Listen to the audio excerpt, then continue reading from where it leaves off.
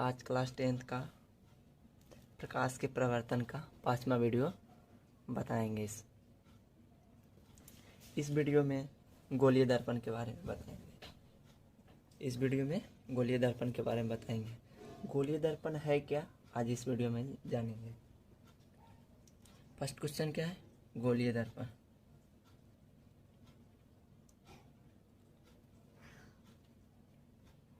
गोलीय दर्पण, गोलीय दर्पण है क्या, आज इस वीडियो में जानिए। गोलीय दर्पण उस दर्पण को कहते हैं जिसकी प्रवर्तक सतह किसी खोखले गोले का एक भाग होता है। मतलब जैसे इस चित्र में देख रहे हैं, यह एक गोला का एक भाग है। आंसर इसका लिख देते हैं। गोलीय दर्पण उस दर्पण को, गोलीय दर्पण दो प्रकार के होते हैं। दो प्रकार के होते हैं। पहला अवतल दर्पण और दूसरा उत्तल दर्पण। पहला अवतल दर्पण, दूसरा उत्तल दर्पण। तो गोलीय दर्पण दो प्रकार के होते हैं, पहला अवतल दर्पण और दूसरा उत्तल दर्पण। और देखिए, अवतल दर्पण का दूसरा नाम जो है अभिसारी दर्पण है। अभिसारी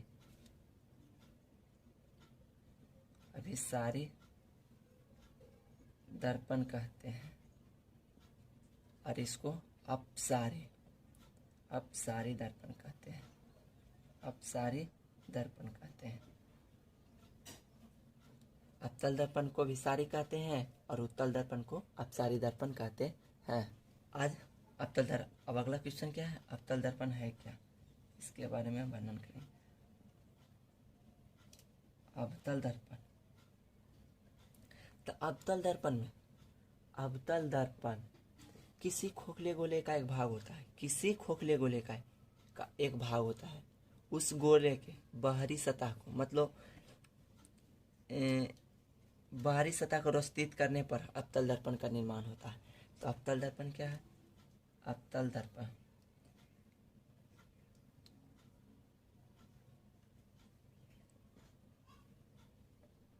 गोलीय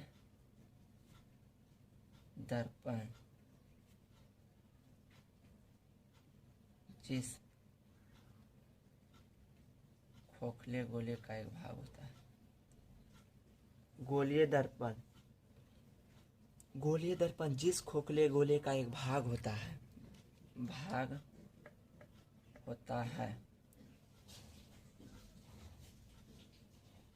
उस गोले के बाहरी सतह को रचित करने पर, रचित मतलब रंगने पर या कलई करने पर, तो अवतल दर्पण का निर्माण होता है। रंगने पर लिख देते हैं।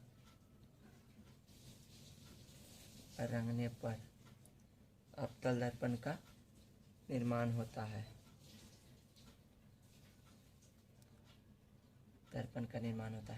अब इसको देखते हैं चित्र में कैसे बनता है इसका चित्र। तो मान लीजिए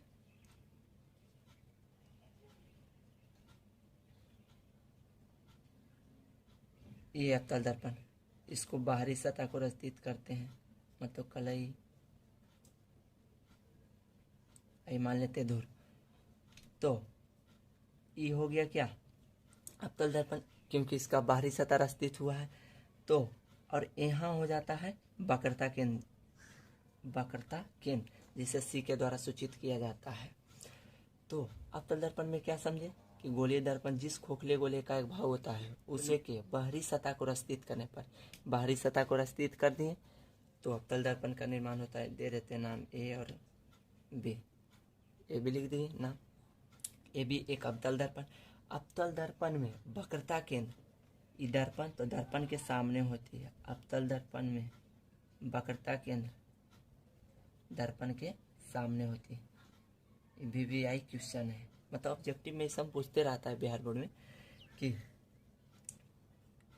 कि अवतल दर्पण में वक्रता केंद्र किधर होती है, तो आगे या पीछे, तो होगा क्या,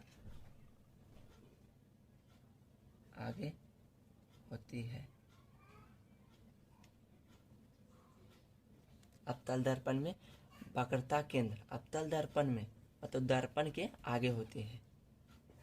दर्पण है, दर्पण के आगे क्या होती है, वक्रता केंद्र। अब आता है अगला क्वेश्चन, क्या है, उत्तल दर्पण।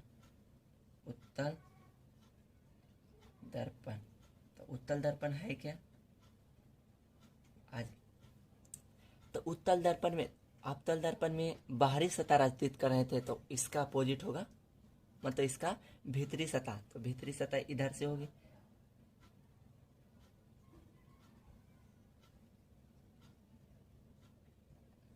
इसको भी नाम देते हैं ए और बी।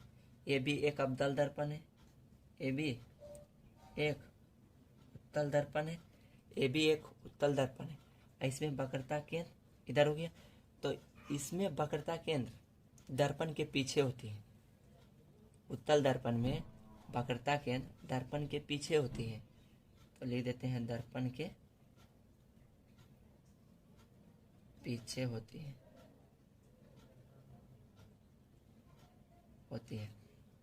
इसका एक बार डिफाइन सुन लीजिए, नहीं बोले अब फिर से बोल देते हैं कि गोलीय दर्पण जिस खोखले गोले का एक भाग होता है, तो यहाँ लिख देते हैं गोलीय दर्पण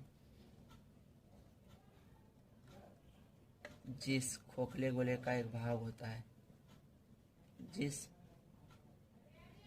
खोखले गोले का एक भाग होता है, जिस खोखले गोले का एक भाग होता है उस गोले के भीतरी सतह को रंगने पर उत्तल दर्पण का निर्माण होता है। उत्तल दर्पण का निर्माण होता है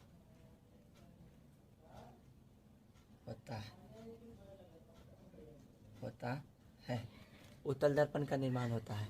तो इसका भीतरी सतह को रस्तित करेंगे तो अब उत्तल दर्पण का निर्माण होगा। जब बाहरी सतह को रस्तित करेंगे तो अवतल दर्पण का निर्माण होता है। अब आते हैं चिन्ह परिपाटी में, मतलब इसमें ध्रुव किधर होता है, मुख फोकस किधर होता है, ये समझानेंगे।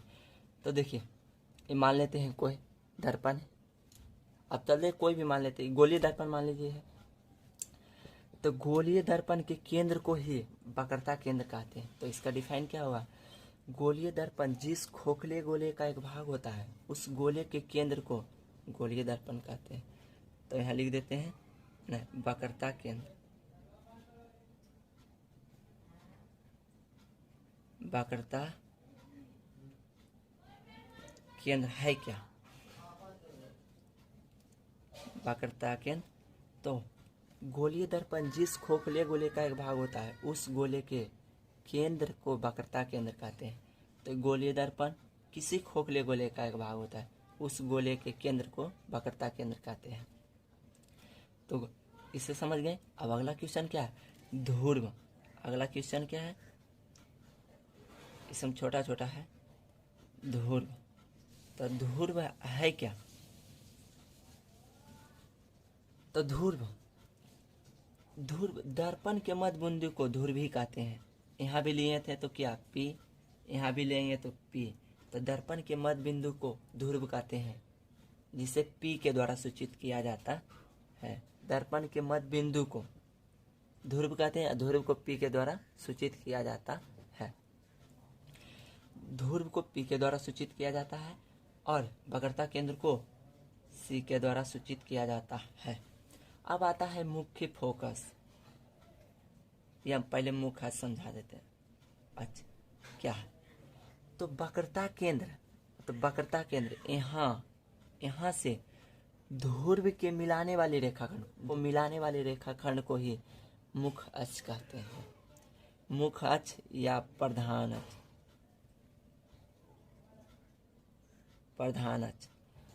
वक्रता केंद्र ध्रुव को मिलाने वाली रेखाखंड को मुख्य अक्ष या प्रधान अक्ष कहते हैं।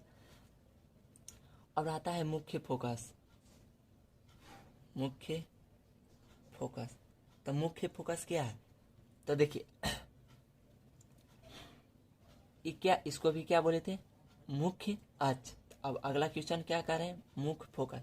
तो मुख्य अक्ष के समानांतर, मतलब इधर भी है, तो मुख्य अक्ष के समानांतर जब प्रकाश की किरणें आएगी तो मुख्य फोकस से होकर गुजर जाती है, तो उसे मान लेते हैं इधर, इधर से प्रकाश की किरणें आएगी, इधर से आएगी, अब मुख्य फोकस से होकर गुजर जाएगी तो उसे क्या कहते हैं? मुख्य फोकस। तब मुख्य फोकस क्या कहते हैं? तब मुख्य अक्ष के समानांतर आ रही प्रकाश की किरणें, समानांतर, जब ये आपस में समानांतर, जब बीच की दूरी समान होती है तो आपस में समानांतर होती है। तब मुख्य फोकस क्या है? मुख्य अक्ष के समानांतर आ रही प्रकाश की किरणें, मुख्य अक्ष के समानांतर आ रही प्रकाश की किरणें दर्पण से प्रवर्तन के बाद जिस बिंदु से गुजरती है उसे मुख्य फोकस कहते हैं। मुख्य फोकस कहते हैं।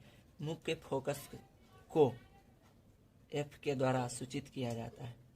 एफ के द्वारा, मतलब कैपिटल एफ के द्वारा सूचित किया जाता है। बड़ी एफ के द्वारा सूचित किया जाता है, छोटी नहीं, बड़ी। और मुख्य फोकस और ध्रुव के बीच की दूरी को फोकस दूरी कहते हैं।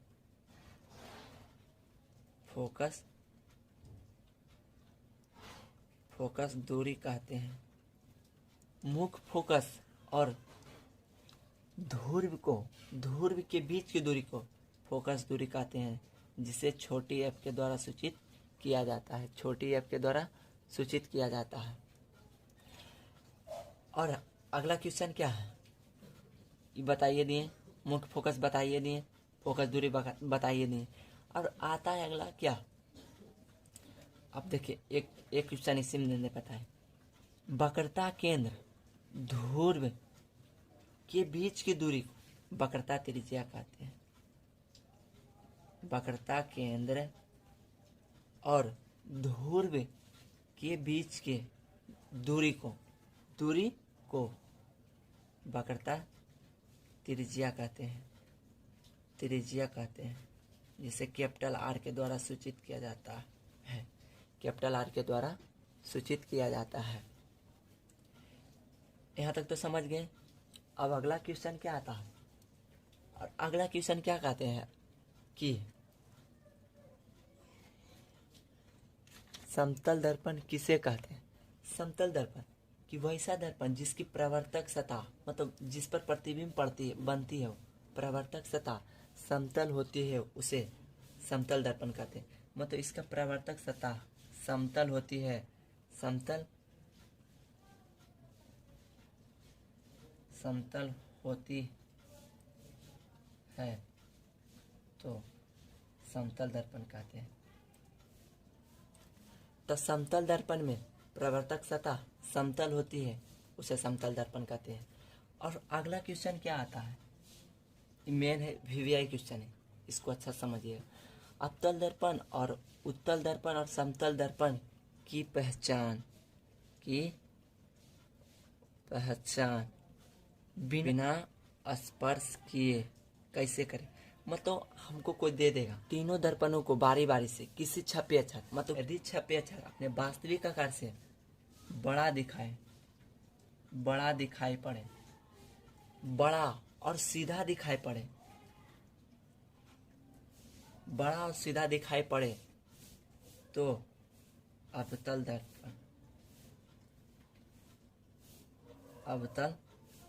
दर्पण, बड़ा और सीधा दिखाई पड़े तो अवतल दर्पण। और अगला क्या है? उत्तल दर्पण, छोटा और सीधा दिखाई पड़े तो, मतलब जैसे कोई मान लीजिए अपने वास्तविक आकार से बड़ा दिखे तो अवतल दर्पण। और जब प्रतिबिंब छोटा बने तो उत्तल दर्पण। दर्पण। और जब समतल दर्पण को करेंगे तो इसमें कोई परिवर्तन नहीं आएगा, जैसा प्रतिबिंब है वैसा ही दिखेगा। मान लीजिए ऐसा वस्तु ऐसा रहेगा, का ऐसा लिखल रहता, तो जब बड़ा दिखता तो अवतल दर्पण, और जब छोटा दिखाई पड़े तो उत्तल दर्पण। और कोई परिवर्तन आए, कोई परिवर्तन ना हो तो समतल दर्पण। समतल दर्पण, इसमें कोई परिवर्तन ना हो तो समतल दर्पण। फिर से एक बार कर लेते हैं।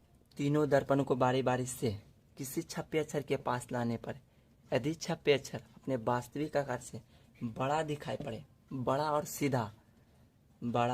सीधा दिखाई पड़े तो अवतल दर्पण, और छोटा और सीधा दिखाई पड़े तो मतलब अपने वास्तविक आकार से छोटा दिखाई पड़े तो उत्तल दर्पण, और अपने वास्तविक आकार से कोई परिवर्तन ना करे तो उसे समतल दर्पण कहते हैं। यहाँ तक तो हो गया।